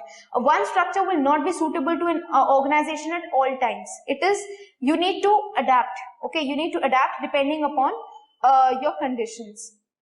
Then the another aspect, after Burns and Stoker, after the mechanistic and the organic structures, we have the resource dependence theory. See, resource dependence theory, it has been stated in the book as well, the resource dependence theory. Resource dependence theory, herein what happens is that an organization depends upon resources. An organization has to procure resources from its environment. These resources are scarce. Fine. Now, these resources are scarce. To procure these resources is often not an easy task as it basically sounds. Fine. In organizations, it is often said that an organization's effectiveness depends upon the way it procures its, the kind of control it has over its resources, rather than the efficiency it brings about in its operations. Okay. This is a line which you will go by, maybe if you read properly, that the organization's effectiveness is often determined by the power, by the control over its resources, than by the efficiency in its operations. See, it is very important that the organization has a control over the resources that exist, that it requires for its operations. Now see, this control over the resources will determine its power. There is a power dimension attached here, the power the organization possesses. Power the organization possesses. Fine. This resource dependence theory focuses on the resources. These resources are scarce. They are very important for the organization's functioning. They determine the organization's effectiveness, and the control over these resources determine the level of power, the amount of power that the organization possesses in its environment. Now, see, how does it affect its power? There are two things. Now, organization can have control over the resources. There are certain resources existing in the environment. The level of control the organization has, that yes, it will procure those resources. The level of control it has will determine its power. The level to which its competitors are dependent upon those resources will determine the power of the organization. Obviously, the organization is in possession of certain resources, is in control of certain resources, which the competitors also require, right? If there are two organizations and one of them is in possession of certain resources, which both of them require, then the other organization will be dependent on the first organization possessing the resources. When this happens, the first organization which possesses these resources becomes a more powerful one. It can dominate the scene by having control over the resources, because the second organization will have access to the resources only when the organization possessing them is willing to give it to it, right? So organizational power concept comes in here. The power the organization possesses depends upon the control over the resources the organizations have. Now, what organization is that an organization tries to achieve two objectives. It tries to minimize the dependence on the resources. It tries to minimize its own dependence on the resources existing in the environment. Fine. When it minimizes its dependence on these resources, the other organization will not be able to dominate this organization, because it has minimized its dependence. It is no more dependent on it. It can sustain its performance. It can sustain its work even without these resources. So it is minimizing the dependence of these resources. Okay, it's not that the organization needs to have these resources to sustain its work. Okay, no, it has reduced its dependence on it. Then the second thing is that the organization tries to maximize the dependence of others on these resources and have control on these resources.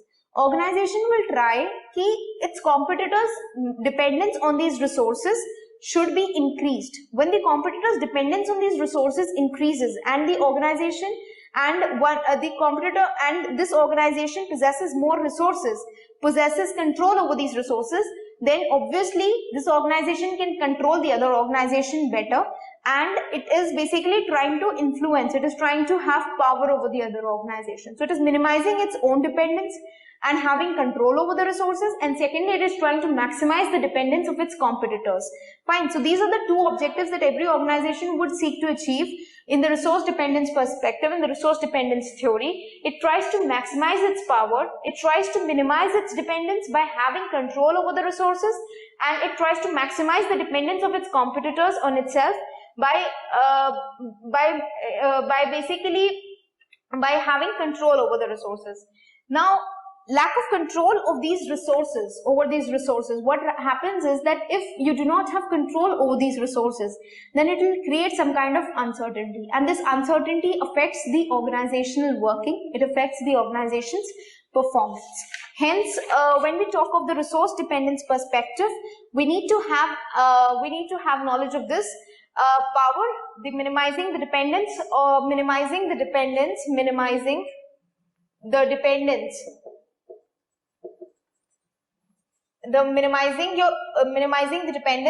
on resources and having control over them,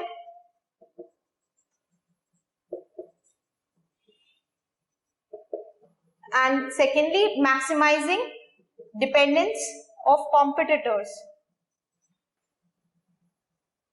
over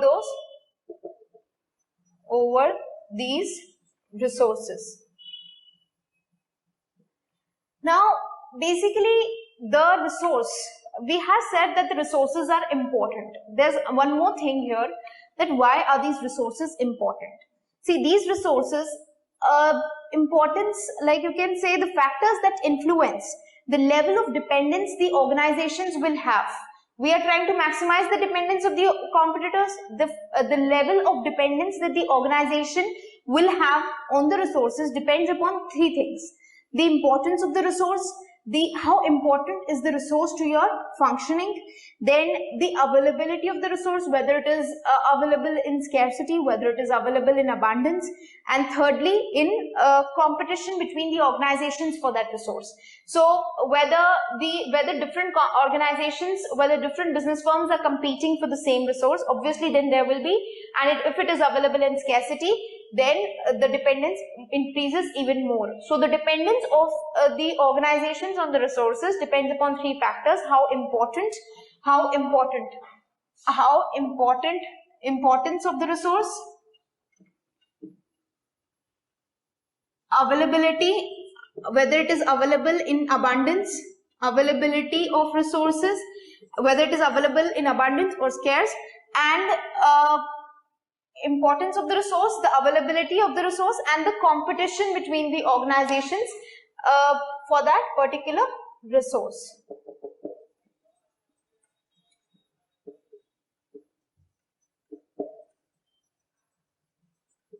Fine. So this is all these things, these 5 things are covered in the resource dependence theory, that an organization depends upon resources. These resources may be in scarcity or in abundance. Now, the power that the organization possesses, the effectiveness that the organization has in its operation depends upon how much control it has over these resources. So the organization has certain 2 objectives in mind. It tries to minimize its own dependence on these resources and have control over the resources. It tries to maximize the dependence of the competitors over these resources so that it can exercise power over those competitors. Then how much dependent you are on these resources depends upon 3 factors: how much important that particular resource is to your functions, to your operations, whether you can do without this particular resource. If yes, then it is not important. If it is important, then obviously you are dependent. Then availability of the resource, whether it is available in scarce, whether it is available in scarce, or whether it is available in abundance. Then also competition between the organizations for that resource, whether different organizations are competing for the same resource. So these all things are covered in the resource dependence theory. After the resource dependence theory, we have the transaction cost theory. What it states is that transaction cost theory.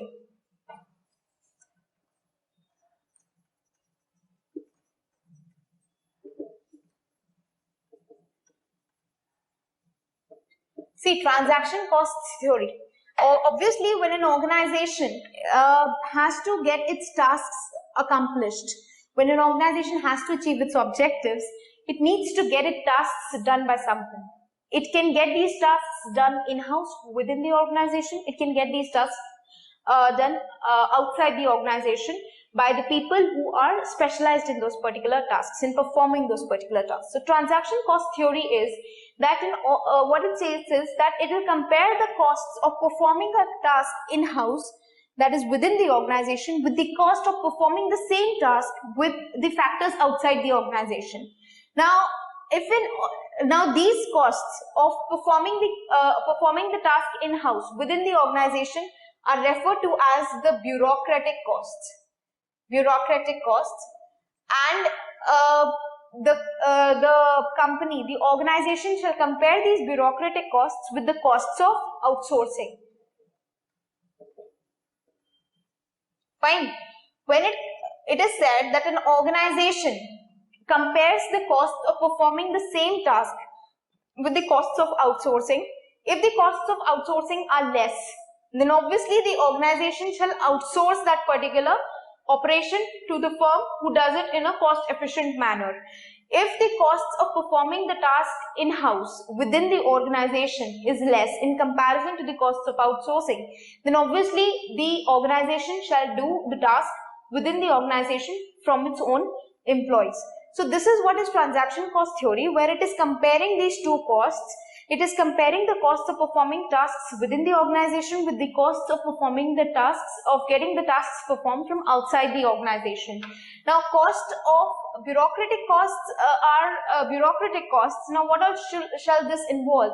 Like the marketing, whatever cost, like you can say that research and development activity cost, the marketing operations cost, all the costs that are incurred while performing the tasks within the organization will be termed as bureaucratic costs, and all the costs of exchanging resources with the outside elements is costs of outsourcing. So it just compares these two costs, and the organization shall get the tasks performed or shall outsource those operations which are being performed in a cost-effective, cost-efficient manner outside the organization. Like if the organization is not good at accounting, suppose there is a call center, it is not so good at managing the accounts. Fine, the employees are not so good at managing the accounts. Then obviously it shall compare the costs of getting the accounts managed within the organization with the cost of outsourcing the same task to an accounting firm. If the accounting firm is basically accountancy firm is managing the accounts at a cost which is lower than what you would have incurred if you get it done within your own organization, then obviously it will be outsourced to that particular accountancy firm. So this is what the cost of outsourcing is, and the bureaucratic costs. So whatever tasks you're not good at, you're not efficient at, which you cannot properly accomplish, which you outsource those tasks. And when you outsource the task, you can basically focus upon those areas, upon those operations which you can do in an efficient manner. So the organization basically looks at efficiency here, who can perform the task in an efficient manner, and so that you can, the organization can focus on its competency and on its capabilities, on its capacities. Then the next thing, after this, we have seen the transaction cost theory. So now we come to one thing that we have discussed what all various thinkers have provided with respect to the dimensions of the environment. We have discussed Dessenbeard, we have discussed Ross Weber, we have discussed Burns and Stoker, we have discussed Emery interest, transaction cost theory, the resource dependence perspective. Now these all, they are very simple. It's only certain kind of technicalities involved in Emery interest, which you need to have knowledge of all the four kind of environments, what all they state, and this has been provided in the book. Then one or two points are missing there, which I shall provide you. And other thing is that these all aspects you need to have knowledge Emery interest is something, yes. Then Burns and Stoker mechanistic organic, this is very easy and it is almost used in every perspective that we have covered here. So Emery interest, try to basically read this properly. It is not that this topic will basically require 2 to 3 readings, because sometimes you get confused. You do not basically you're not able to retain in one reading. Fine. So Emery interest, please focus on that. And after this, one more thing that has been left uncovered in this chapter is the strategies that are needed to cope with this uncertainty, with this environment. Now see, the strategies that are needed to cope with this environment, organizations can follow 2 things. Organizations can insulate themselves from the external forces, and secondly, the organizations can gain control over the external forces. Fine. Insulating themselves from the external forces. Now we have here the organization tries to reduce its dependence on the external environment factors. It makes use of the boundary spanners, in which basically, absorb from the external environment only what the organization requires, and they do not allow the unwanted elements to affect the organization. The boundary spanners, basically these are the people which are involved, which at different levels in the organization, which taken from the environment only those aspects which the organization requires for its function, which affect the way the organization functions. It does not, they do not allow the information which is unrelated to the organization to come into the organization.